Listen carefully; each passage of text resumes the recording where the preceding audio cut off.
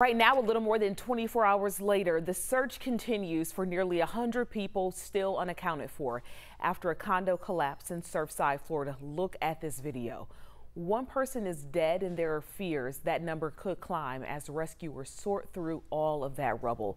Joe Ripley is live from Atlanta for us this morning with the latest developments, and also, Joe, a local tie to this tragedy.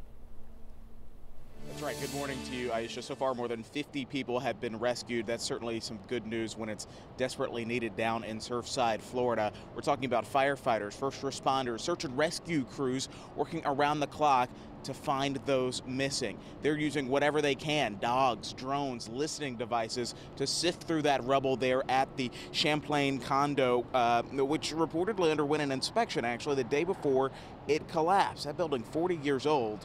Mara Dyson lives in Alpharetta, but vacations in Surfside. Her connection to all this, her best friend Mandef lives in Surfside. Dyson says Mandef has been working with the Red Cross to get clothes, food, chargers, and other essential items to dozens of victims, describing the chaos her friend was witnessing firsthand.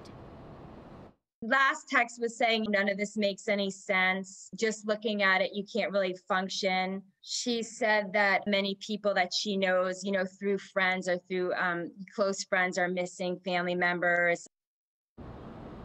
Well, through all of this chaos and confusion, there is plenty of help on the ground there in Surfside, Florida as well. Restaurants have been stepping up to offer free food. You've got the Red Cross as well offering rental living assistance as well as mental health assistance.